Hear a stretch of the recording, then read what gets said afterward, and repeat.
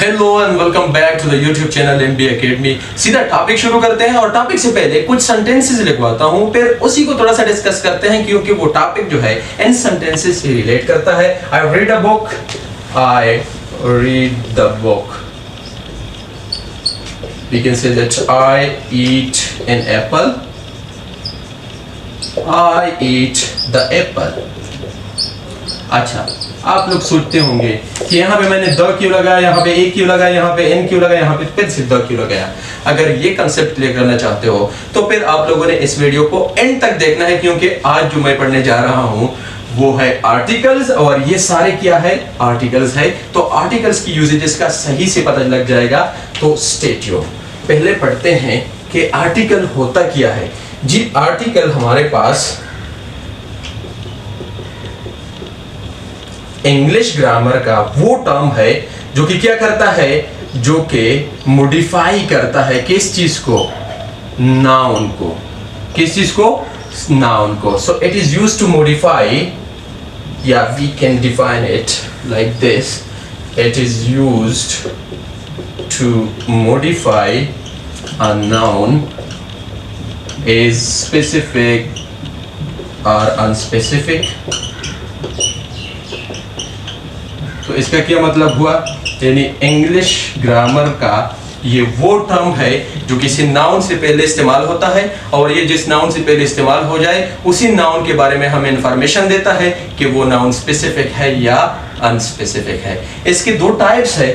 वो टाइप्स अगर हम सीख ले तो मतलब ये है कि हमें सही से समझ आ जाएगा कि डिफिनिट आर्टिकल यानी द, ए, एन का इस्तेमाल हम कहाँ पे करेंगे। तो पहला इसका क्या है, डिफिनिट आर्टिकल। अब डिफिनिट आर्टिकल क्या है, डिफिनिट आर्टिकल हमारे पास जो द है इंग्लिश ग्रामर में, द वर्ड द, इसको कहा जाता है definite article, and it is used before such a noun which is specific। अब इसका क्या मतलब हुआ, इसका मतलब ये हुआ कि द जो है इंग्लिश ग्रामर में इसको डिफिनिट आर्टिकल कहा जाता है, और ये एक ऐसे नाउन से पहले इस्तेमाल होता है जो कि स्पेसिफिक होता है।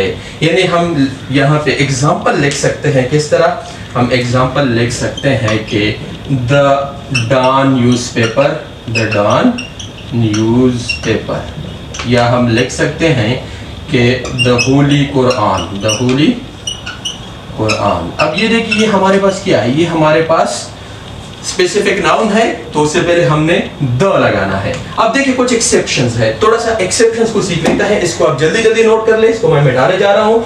कुछ एक्सेप्शंस जो है अभी नोट करते हैं कि हम ये द जो है कहाँ पे लगाना है और कहाँ पे नहीं लगाना है। अच्छा, याद रखिएगा कि द जो स्पेसिफिक नाउन से तो पहले हमने इस्तेमाल करना ही करना है, लेकिन याद रखिएगा कि ये हम कंट्री नेम से पहले इस्तेमाल नहीं कर सकते। कंट्री नेम से पहले क्या इस्तेमाल नहीं कर सकते, यानी आप ये नहीं कह सकते कि आई एम द पाकिस्तानी। हम कहेंगे कि आई एम पाकिस्तानी या आई एम इंडियन वगैरह। अच्छा, कंट्री से पहले हमने द जो है नहीं इस्तेमाल करना है, यानी you can not say that the China. सही है। लेकिन एट द सेम टाइम आप ये कह सकते हो कि द यूएसए। मतलब क्या हुआ कि कंट्री के साथ तो नहीं इस्तेमाल कर सकते, तो फिर यूएसए किया है। जी, यूएसए जो है वो ज्यादा कंट्रीज का एक मुश्तरका नाम है, जिस तरह यूएई।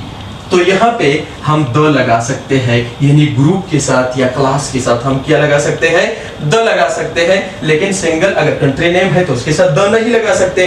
अच्छा, उसके बाद हम जो है वो किसी सिटी का जो नाउन होता है, सिटी के नाउन के साथ हम नहीं लगा सकते हैं द। यानी हम ये नहीं कह सकते कि I live in the Peshawar, तो we can say that I live in Peshawar.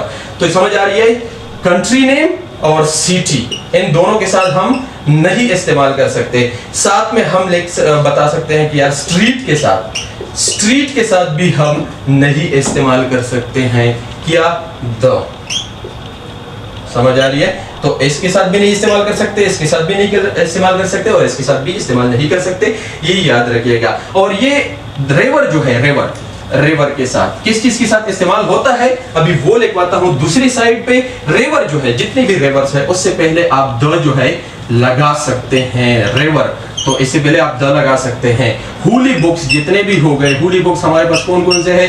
जिस तरह बाइबल हो गया, कुरान मजीद हो गया, ये सारे हमारे पास होली बुक्स है। और इस तरह न्यूज़पेपर्स जो होते हैं उसके साथ भी लगा सकते हैं, या ग्रुप ऑफ चीजें जो होती है, ग्रुप ऑफ सपोज जिस तरह कंट्रीज की मैंने बात की, या ग्रुप ऑफ जिस तरह एनिमल्स हो गए, सही है, तो उसके साथ भी हम क्या इस्तेमाल कर सकते हैं, यानी क्लास के साथ हम द इस्तेमाल से, the horses, the camels, the dogs वगैरह, यानी हम कह सकते हैं the man, the women etcetera. समझ आई? अच्छा, ये डेफिनेट आर्टिकल तो हो गया। अब हम पढ़ने जा रहे हैं इनडेफिनेट आर्टिकल के। इनडेफिनेट आर्टिकल्स क्या होता है भाई? बहुत ही ज्यादा आसान है।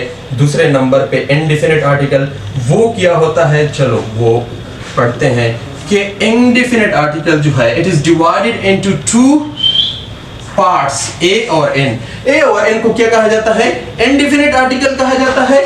और ये एक ऐसे नाउन से पहले इस्तेमाल होता है जो कि क्या हो, अनस्पेसिफिक हो। तो आप डिफिनेशन जो है कॉपी निकाल के खुद ही लिख ले कि indefinite article is the type of article which is used before what, unspecific noun. और it is divided into two parts, a और एन। कब ए इस्तेमाल करेंगे, कब एन इस्तेमाल करेंगे, तो अब ये पढ़ते हैं। सो ए जो है हम कब इस्तेमाल करेंगे?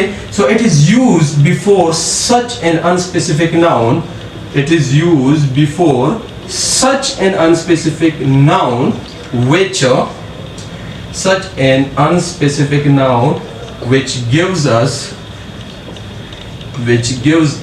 the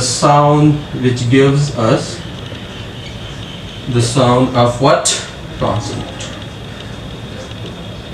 अच्छा, क्या मतलब हुआ इसका? यानी इसका मतलब ये हुआ कि कॉन्सोनेंट के ऐसे, ये जो है इसको हम इंडेफिनिट आर्टिकल तो कहते ही है, और ये एक ऐसे अनस्पेसिफिक नाउन से पहले हम इस्तेमाल करेंगे जो साउंड हमें देगा किस चीज का? साउंड हमें देगा कॉन्सोनेंट का। यानी इससे पहले हमें जो बताया जा रहा था बचपन से होके हम ये पढ़ते आ रहे हैं कि ये कॉन्सोनेंट से जब शुरू हो जाए तो उससे पहले हम ए इस्तेमाल करते हैं वो नाउन, लेकिन ये बात गलत है। कॉन्सोनेंट से शुरू ना हो जाए बल्कि कॉन्सोनेंट का साउंड दे दे, तो ये साउंड वाली बात दिमाग में इंस्टॉल कर देना। अच्छा, अब देखिए आकार, जी कार जो है कोई अनस्पेसिफिक नाउन है, कोई भी कार। इससे पहले मैंने क्या लगा लिया? इससे पहले मैंने ए लगा लिया, क्योंकि ये कॉन्सोनेंट से शुरू भी होता है, कॉन्सोनेंट का साउंड भी देता है। लेकिन यहाँ पे देखिए अ यूनिवर्सिटी, अब देखिए यूनिवर्सिटी किस चीज से शुरू हुआ है? यू से। यू तो वावल है, फिर हम ए क्यों लगाते हैं? जी इस वजह से क्योंकि यू वावल तो जरूर है लेकिन यू साउंड जो है हमें कॉन्सोनेंट का देता है, इस वजह से हम ए लगाते हैं। तो उम्मीद करता हूं ये तो आप लोगों ने सीखा होगा। अच्छा, मजीद पढ़ते हैं इसका जो दूसरा पार्ट है एन, कि हम एन कहां पे इस्तेमाल करेंगे। तो बस यही डिफिनेशन इस्तेमाल कर लेना, यहां पे सिर्फ ये लिख लेना कि it is used before such an unspecific noun which gives us the sound of a vowel. यानी हम अब वावल के साउंड के पीछे भागेंगे जब हमने एन का इस्तेमाल करना होगा। चले, एन ऐसे, इनको हम क्या कहते हैं? Indefinite article.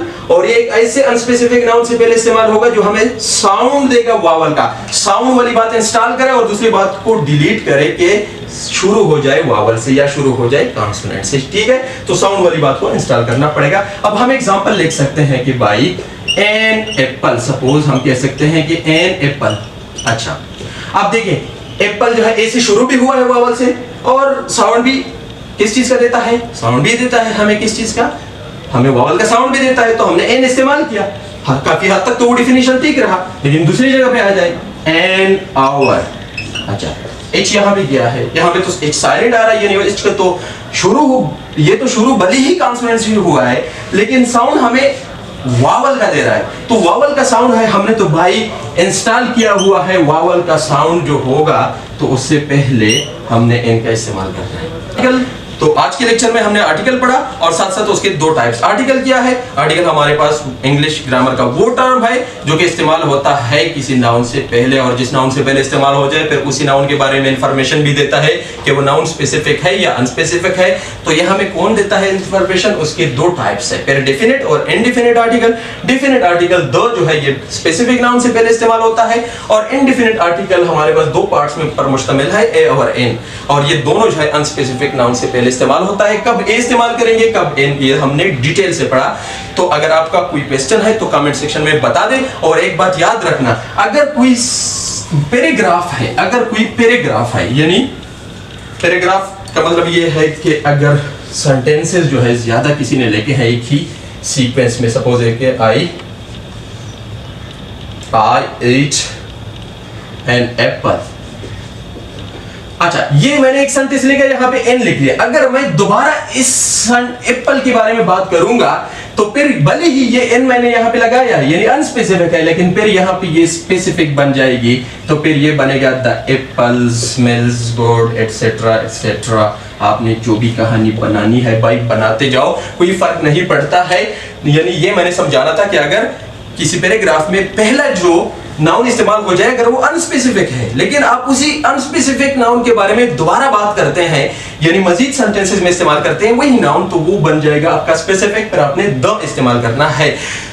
So it is enough for today. If you have any question, you can write it down in the comment section. Will definitely be answered in the next upcoming lectures. तब तक के लिए खुदा हाफिज।